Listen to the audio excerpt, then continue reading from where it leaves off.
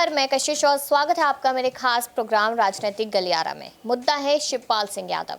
देखा जाए तो जिम्मेदारी उन्हें मिल चुकी थी, लेकिन एक और बड़ा ऐलान यहां पर अखिलेश यादव करते नजर आए। विधानसभा में भी उन्हें आगे का पद देते नजर आए, आगे की कुर्सी पर उनको विराजमान करते नजर आए। ये बड़ी खबर लगातार यहाँ पर सामने आती नजर आई। यानी कि देखा जाए तो लगातार यहाँ पर अखिलेश यादव शिवपाल सिंह यादव का कद बढ़ाने में लगे हुए हैं, क्योंकि अखिलेश यादव को समझ में आ चुका है कि उनकी नैया कोई पार लगा सकता है तो वो सिर्फ और सिर्फ उनके चाचा शिवपाल सिंह यादव है। अब वहीं पर देखा जाए तो जो शिवपाल के बेटे आदित्य यादव है, उन्हें भी एक जिम्मेदारी देने का यहाँ पर वादा किया जा रहा है। कहा जा रहा है कि कार्यकारिणी में उन्हें कोई बड़ा पद दिया जाएगा, लेकिन आखिरकार कब? जिस तरीके से चाचा शिवपाल को जिम्मेदारी देने में काफी समय निकाल दिया, क्या उसी तरीके से आदित्य यादव के साथ भी होगा?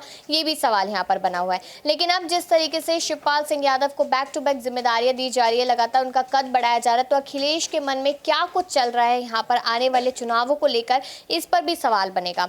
लेकिन यहाँ पर अगर देखा जाए तो यूपी की सियासत लगातार इसलिए भी गरमा रही है क्योंकि एक तरफ मायावती पूरी तरीके से जोरों शोरों से तैयारियों में जुटी हुई है। यहाँ पर दलित वर्ग हो गया, मुस्लिम वर्ग हो गया, हर किसी को लगातार हर कोई साधने की कोशिश में लगा हुआ है। लेकिन यहाँ पर सवाल बहुत सारे बनेंगे और अपने सहयोगियों से यहाँ पर जवाब लेंगे कि आखिरकार उन्हें क्या लगता है कि यूपी की सियासत और किस तरीके से गरमाती हुई नजर आएगी। तो दीपक मेरे साथ है।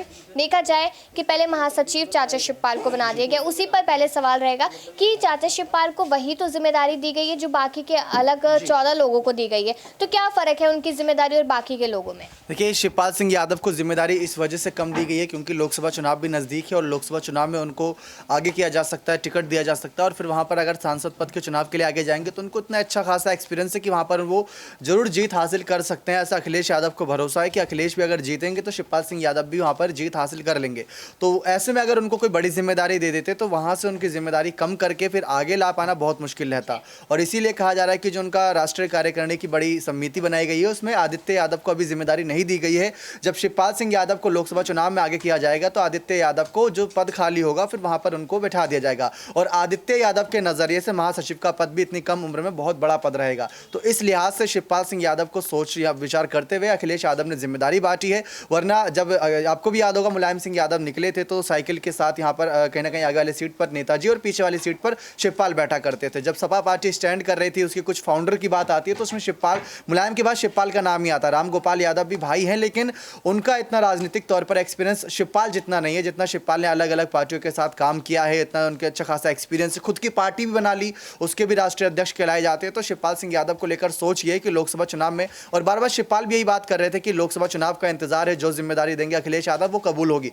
लोकसभा चुनाव पर ही उनका फोकस है। लेकिन यहाँ पर अगर देखा जाए तो अभी जो बड़ी खबर सामने आई है वो ये कहती नजर आई कि विधानसभा में भी उन्हें आगे की कुर्सी दी गई है। जिस कुर्सी पर खुद अखिलेश बैठा करते थे वो अब शिवपाल को दे दी गई। तो यानी कि देखा जाए तो चुनावों की पूरी तैयारियां यहाँ पर शिवपाल के कंधों पर रखकर शुरू कर चुके अखिलेश यादव। देखिए, जैसा कि यहाँ पर चर्चा चल रही थी कि आखिर सपा पार्टी में कद क्या रहेगा शिवपाल सिंह यादव का, तो उसके बाद कद को साफ किया गया था पोस्टर के जरिए। पोस्टर जब लगे थे तो मुलायम सिंह यादव के जस्ट बगल वाला जो पोस्टर में जगह थी वो शिवपाल सिंह यादव को दी गई थी।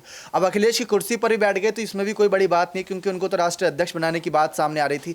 अध्यक्ष फिर भी अखिलेश यादव को चुना गया, उसके आगे जिम्मेदारी शिवपाल सिंह यादव को दी जा रही है और उस कुर्सी पर अगर बैठ रहे हैं तो जरूर यहाँ पर इस बात से एक सियासी संदेश मिल रहा है कि अब परिवार में कोई अंतर कला नहीं, अब ये कला मचाएंगे तो विपक्षी पार्टियों में अपने फैसलों से। तो ये बात शिवपाल सिंह यादव को लेकर साफ कर दी गई है।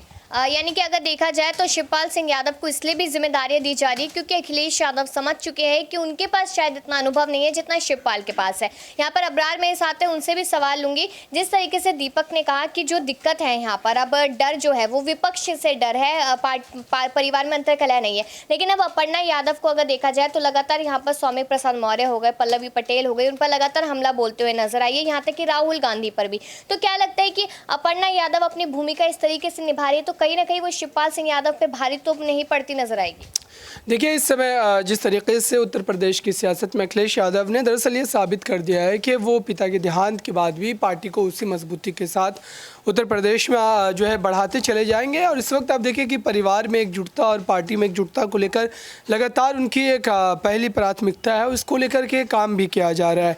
अभी की अगर बात की जाए तो शिवपाल यादव जिस तरीके से पार्टी में वापसी के बाद अखिलेश यादव ने भी उनको पार्टी का महासचिव बनाया और अब इस बात को लेकर के काम किया जा रहा है कि जो शिवपाल यादव के साथ तमाम लोग पार्टी से खफा होकर के पार्टी से बगावत किए थे, उनकी वापसी को लेकर जो है फिर से एक बार शिवपाल यादव जो है उनकी वापसी जो है सुनिश्चित करवा पाया। और जहाँ तक अपर्णा यादव को लेकर के तो अपर्णा यादव इस समय आप कह सकते हैं कि भले भारतीय जनता पार्टी में ज़रूर है, लेकिन बीजेपी में जिस तरीके से लगातार उनको आगे बढ़ाना चाहिए था वो उस तरीके की तमाम चीज़ें नहीं देखने को मिलती। तो एक पार्टी के कार्यकर्ता के तौर पर ज़रूर वो शामिल है इस वक्त तक भी, लेकिन हो सकता है कि आने वाले दिनों में उनके भी फैसले बदल सकते हैं, क्योंकि अखिलेश यादव लगातार इस तरीके के जो है चेहरों को लेकर के काम कर रहे हैं। क्योंकि अबरार, आप इस बात से कितना मतलब कि आप पूरी तरीके से कह सकते हैं कि हाँ ये बात पूरी तरीके से सच्ची है कि शिवपाल सिंह यादव को इसलिए आगे बढ़ाया जा रहा है अखिलेश की तरफ से, क्योंकि अखिलेश समझ चुके हैं कि उनके पास इतना अनुभव नहीं है, वो नगर निकाय चुनाव और यहाँ पर लोकसभा चुनाव खुद के बलबूते नहीं जीत सकते, इसलिए शिवपाल को आगे कर दिया गया है। देखिए, शिवपाल